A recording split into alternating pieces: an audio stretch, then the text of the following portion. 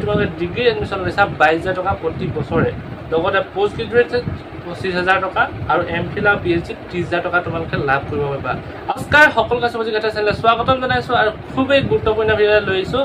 আজি লৈ আহিছো অসমৰ ছাত্ৰ ছাত্ৰীসকলৰ কাৰণে খুবেই কম পাৰ্চেন্টেজত তোমালোকে লাভ কৰিব পৰা এটা স্কলাৰশ্বিপ সেই স্কলাৰশ্বিপটো হৈছে এনইচি স্কলাৰশ্বিপ ইয়াত তোমালোকে মাত্ৰ 60% পালে তোমালোকে 30,000 টকালৈকে লাভ কৰিবা 30,000 টকা তোমালোকে যদি পাবা তোমালোকে যদি ডিপ্লোমা এডমিশ্যন লৈছা তই তোমালোকে যদি গ্ৰেজুৱেশ্যন এডমিশ্যন কৰিছা পোষ্ট গ্ৰেজুৱেশ্যন এডমিশ্যন কৰিছা লগতে পিএইচডি তোমালোকে যদি এডমিশ্যন লৈছা তেনেহ'লে তোমালোকে 30,000 টকা লাভ কৰিবা এই 30,000 টকা তোমালোকে লাভ কৰিবলৈ হ'লে ক'ত কেনেকৈ আবেদন কৰিব লাগিব কি নথিপত্ৰ লাগিব সম্পূৰ্ণকৈ ভিডিঅ' চালে গম পাবা হয় গোটেই ভিডিঅ' চাবা সম্পূৰ্ণ স্কিপ নকৰাকৈ আৰু প্ৰথমবাৰৰ বাবে যিসকল আহিছে চেনেলটো ছাবস্ক্ৰাইব কৰিবা আৰু বেল আইকনটো প্ৰেছ কৰি থবা যাতে এনেকুৱা ইনফৰ্মেটিভ আপডেট তোমালোকে পাই থাকা তেনেহ'লে আহা দিনটো ভিডিঅ'টো আৰম্ভ কৰিছোঁ প্ৰথমতে ক'ব বিচাৰিছোঁ এই স্কলাৰশ্বিপটোৰ নাম হৈছে এনইচি স্কলাৰশ্বিপ এই স্কলাৰশ্বিপটো নৰ্থ ইষ্টৰ ষ্টেটত দিয়া হয় অকল তোমালোকৰ নৰ্থ ইষ্টৰ বাহিৰৰ ষ্টেটবিলাকত দিয়া নহয় এতিয়া নৰ্থ ইষ্টৰ স্কলাৰশ্বিপটো তোমালোকৰ স্কিমখনৰ নামেই হৈছে financial support to the student of higher study NEC স্কলাৰশ্বিপত নৰ্থ ইষ্টৰ যিসকল ৰেজিয়নৰ মানুহ আছে তেখেতসকলক এই স্কলাৰশ্বিপটো দিয়া হয় আৰু এই স্কলাৰশ্বিপত আবেদন কৰিবলৈ হ'লে তোমালোকৰ পাৰ্চেণ্টেজ ক'ত কিমান হ'ব লাগিব যদি তোমালোকে ডিপ্ল'মা পঢ়ি আছা যদি তোমালোকে পলিটেকনিকত নাম লগাইছা তোমালোকে টেকনিকেল লাইনত গৈছা পলিটেকনিকত নাম লগাইছা যিকোনো এখন পলিটেকনিকত তোমালোকে নাম লগাইছা তাত তোমালোকৰ যদি মেট্ৰিক পাছ কৰিও গৈছা বা হায়াৰ ছেকেণ্ডেৰী পাছ কৰি গৈছা মাত্ৰ তোমালোকৰ 60% যদি হয় ইয়াত আবেদন কৰিব পাৰিবা লগতে তোমালোকে যদি ডিগ্ৰীত জেনেৰেল ডিগ্ৰীত তোমালোকে নাম লগাইছা যিকোনো ষ্ট্ৰীমত 60% যদি তোমালোকে লাভ কৰিছা হায়াৰ ছেকেণ্ডেৰীত তেতিয়াও ইয়াত আবেদন কৰিব পাৰিবা লগতে গ্ৰেজুৱেশ্যন পাছ কৰি যদি তোমালোকে পিজি তোমালোকে পোষ্ট গ্ৰেজুৱেশ্যন কৰিছা এডমিশ্যন লৈছা ইতিমধ্যে তাত যদি তোমালোকে আবেদন কৰিব বিচাৰিছা তেনেহ'লে তোমালোকৰ গ্ৰেজুৱেশ্যনত 60% লাগিব যদিহে তোমালোকে MA কমপ্লিট কৰি এতিয়া পিএইচডি বা তোমালোকে এমফিল কৰিব বিচাৰিছা তেতিয়া তোমালোকে পোষ্ট গ্ৰেজুৱেশ্যনত 60% লাভ কৰিলে ইয়াত আবেদন কৰিব পাৰিবা আৰু তোমালোকে এই স্কলাৰশ্বিপৰ জৰিয়তে 30,000 টকা লাভ কৰিব পাৰিবা এতিয়া কথাটো হৈছে এই স্কলাৰশ্বিপত আবেদন কৰিবলৈ তোমালোকক কি নথিপত্ৰ লাগিব খুবেই প্ৰথম ডকুমেণ্টছটোৱে হৈছে তোমালোকৰ PRC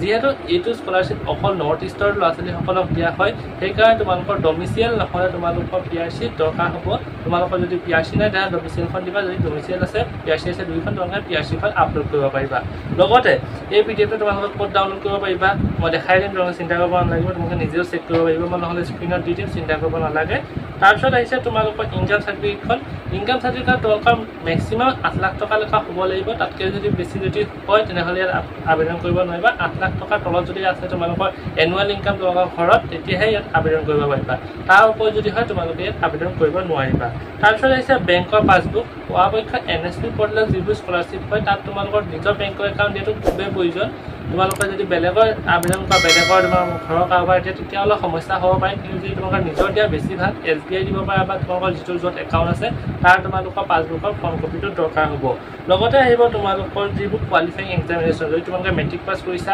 তাৰপিছত তোমালোকে পলিটেকনিকত নাম লগাইছা তেনেহ'লে তোমালোকৰ মেট্ৰিকৰ পাৰ্চেণ্টেজ তোমালোকৰ মাৰ্কশ্বিট আৰু পাছ চাৰ্টিফিকেটৰ দৰকাৰ হ'ব কোৱালিফাইং যিবোৰ এক্সামিনেশ্যন হৈছে সেইবোৰ তোমালোকৰ মাৰ্কশ্বিট দৰকাৰ হ'ব লগতে আহিব তোমালোকৰ বাবে NSP গাইডলাইনৰ মতে যিবোৰ তোমালোকৰ য'ত এডমিশ্যন লৈছা তাৰ তোমালোকৰ কাৰণে কিবা ডকুমেণ্টছ বনা হয় চাৰ্টিফিকেটৰ দৰকাৰ হ'ব পাৰে তেনেকুৱা ডকুমেণ্টছ আহিব সেইবোৰ তোমালোকে যেতিয়া আবেদন কৰিবা তাত পাই যাবা কিন্তু মেইন তোমালোকৰ ডকুমেণ্টছ হৈছে এইকেইটাই আৰু এতিয়া তোমালোকে আবেদন কৰিবলৈ ডকুমেণ্টছৰ কথা যিহেতু গম পালা এতিয়া তোমালোকক মই ক'ব বিচাৰিছোঁ অসমৰ কাৰণে তোমালোকে কিমান কেইজনে লাভ কৰিবা অসমৰ কাৰণে আহিছে তোমালোকৰ যিহেতু 8খন আছে ইয়াত ষ্টেট 8খনত তোমালোকে প্ৰায় টোটেল 1600 ষ্টুডেণ্টে এই স্কলাৰশ্বিপ লাভ কৰিব পাৰিব তোমালোকৰ আসামৰ কাৰণে আছে তোমালোকৰ কোনো কেটেগৰী বুলি নাই ইয়াত তোমালোকে চবেই এপ্লাই কৰিব পাৰিবা অসমৰ কাৰণে আছে আসামত তোমালোকৰ লিখা আছে ডিপ্ল'মা 30 ডিগ্ৰীত আছে 200 আৰু পিজিত আছে 80 অৰ্থাৎ যিসকলে MA এডমিশ্যন লৈছে 80 আৰু MPhil আৰু PhD সকলৰ কাৰণে আছে 10টা এইটা সিট আছে তোমালোকৰ আবেদন কৰিবলৈ আৰু ইয়াত তোমালোকে স্কলাৰশ্বিপৰ আবেদন কৰি কিমান পাবা যদি তোমালোকে ডিপ্ল'মাত এডমিশ্যন লৈছা ডিপ্ল'মাত অৰ্থাৎ পলিটেকনিকত এডমিশ্যন লোৱা তেনেহ'লে তোমালোকে প্ৰায় 20,000 প্ৰতি এনুৱেল প্ৰতি বছৰে আৰু যদি তোমালোকে ডিগ্ৰী এডমিশ্যন লৈছা 22,000 টকা প্ৰতি বছৰে লগতে পোষ্ট গ্ৰেজুৱেটেড 25,000 টকা আৰু এমফিল আৰু পিএইচডি 30,000 টকা তোমালোকে লাভ কৰিব পাৰিবা আৰু যেহেতু এনএছপি পৰ্টেলৰ আণ্ডাৰত তোমালোকে আবেদন কৰিবা ইয়াত যদি আবেদন কৰা ইছাউণ্ডৰ স্কলাৰশ্বিপত আবেদন কৰিব নোৱাৰিবা বা ইছাউণ্ডৰ স্কলাৰশ্বিপত যদি আবেদন কৰিছা তেতিয়াহ'লে ইয়াত তোমালোকে আবেদন কৰিব নোৱাৰিবা কাৰণ যিটো স্কলাৰশ্বিপত তোমালোকে আবেদন কৰিব বিচাৰিছা সেইটো স্কলাৰশ্বিপত কৰিবা য'ত কম্পিটিশ্যন কম যেহেতু ইছাউণ্ডৰ স্কলাৰশ্বিপত কম্পিটিশ্যনটো অলপ হাই হয় কাট অফটো অলপ বেছি যায় এনএছচি স্কলাৰশ্বিপত অলপ কাট অফটো কম যায় বুলি মই ভাবোঁ আৰু বহুতে এনএছচি স্কলাৰশ্বিপতো পাই গৈছে এতিয়া আহিছে তোমালোকৰ ডেটৰ কথা কৈ দিছোঁ কেতিয়া তোমালোকৰ আছে লাষ্ট ডেট ইয়াৰ অপেনিং ডেট আছিলে 2/6/2025 আৰু এতিয়া অপেন ডেট হৈ থাকিব 31/10 অৰ্থাৎ অক্টোবৰৰ